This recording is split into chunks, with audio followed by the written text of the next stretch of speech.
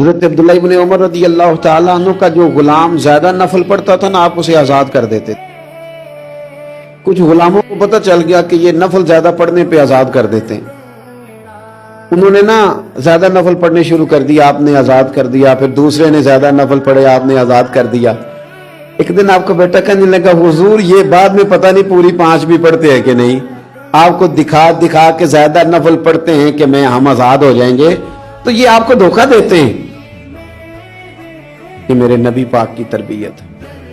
حضرت عبداللہ ابن عمر رو پڑے، فرمانے لگے پتر تیرا کیا خیال ہے؟ مجھے پتہ نہیں، مجھے پتہ ہے کہ مجھے دکھانے کے لیے اور مجھے اپنے حق میں قائل کرنے کے لیے اور آزاد ہونے کے لیے ایسا کرتے ہیں، پر یہ مجھے رب کے نام پہ دھوکہ دینا چاہتے ہیں نا، تو دے رب کے نام پہ دھوکہ، یہ دے، میں اللہ کے نام پہ دھوکہ کھانے کو تیار ہوں۔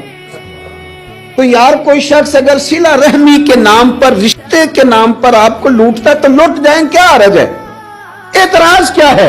اللہ نے وہاں پیدا کیا، لوٹ جائیں تھوڑی دیر کے لیے، غیر بھی تو لوٹ کے لے ہی جاتے ہیں نا، تو چلو کوئی اپنا لوٹ جائے تو حرج کیا ہے؟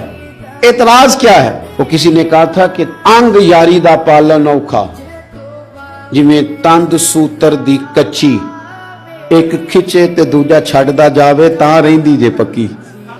اگر رشتے نبھانے ہیں تو دونوں طرف سے کھینچو گے تو ٹوٹ جائے گا۔ انگ یاری دا پالن اوکھا کیویں؟